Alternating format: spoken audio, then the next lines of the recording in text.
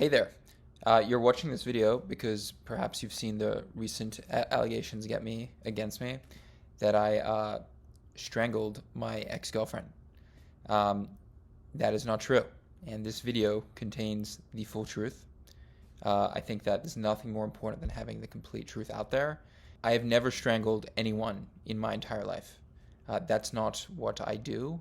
I'm not physically aggressive in any way at all. Most people would describe me as super gentle. The truth is, Evelyn was abusive to me for pretty much in the entirety of our relationship, and I'm not the only one. I've spoken to multiple of her former partners, and they all had basically the exact same experience as me. Throughout my relationship with Evelyn, it started with control. She had concerns that, she's going to be abandoned for another girl. I had lots of female friends, and it started with if you see this girl, I'm going to break up with you, or you have to pick me or them. And over time, I just basically wasn't allowed to see my friends, and I got more contained and cornered and isolated.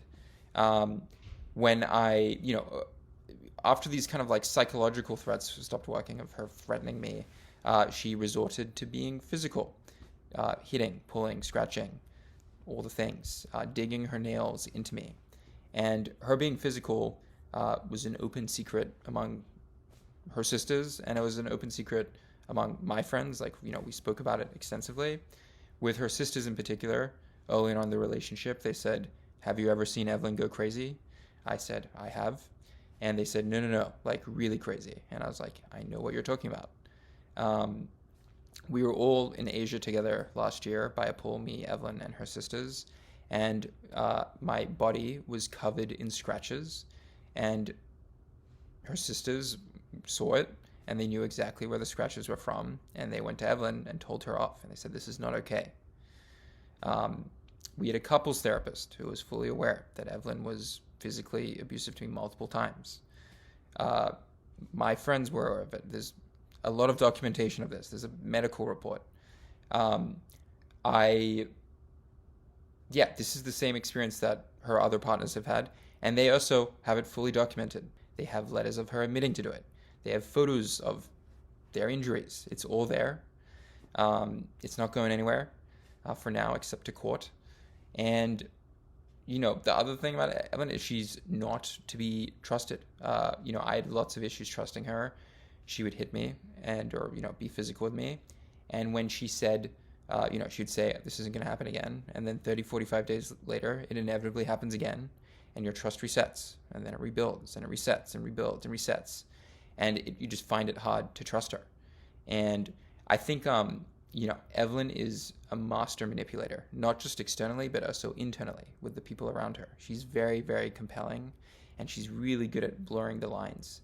I've noticed during my relationship that, first of all, it's one thing, she's been unfaithful in all of these relationships, including in mine.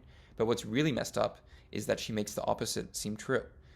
With a partner who I will not name, she externally on her podcast made it seem like he was unfaithful and accused him of doing unfaithful things, when in fact the opposite was true. And the reason I know that is because she cheated on him with me. And what was communicated to me at the time was that they were on a break or, in some kind of breakup. But then a week later or 2 weeks later, she's posting videos with him as, him as her boyfriend. She never communicated that we had slept together to him. Not to be trusted.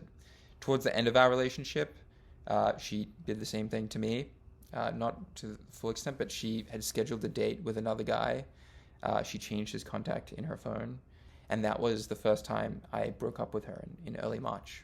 In the weeks kind of like leading to our breakup, our couples therapist had told me one-on-one that I should consider getting a restraining order against Evelyn.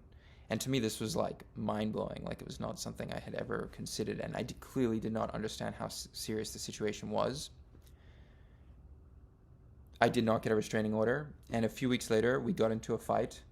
I broke up with her. She left, and her last text to me was, "I'm going to make sure this comes back to you 10,000 times fold." And she, I later learned, immediately went to the police and alleged that I strangled her. Like I said, I don't strangle people. I don't see any reason to do that. It's just not my nature. I don't like hurting people.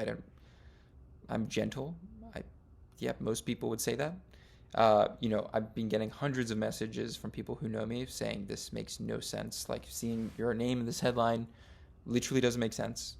I'm not gonna like get into a YouTube drama of going back and forth with screenshots and imagery. Da da da da. I trust the court system to reveal the truth. A few other notes is, despite Evelyn doing the most evil thing you can do to another person, which is falsely accusing them of something atrocious, I have empathy for her, and I hope this can be a turning point for her, and I know it will be.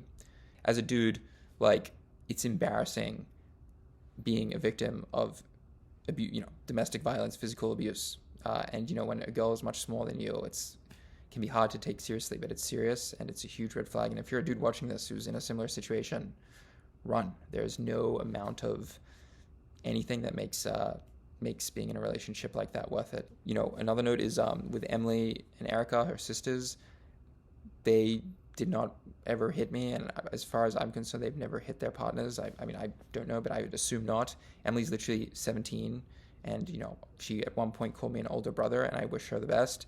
And Erica, I also don't think did anything, and I wish her the best. So I hope this doesn't impact them, and onwards and upwards, love to all, and let's see what happens.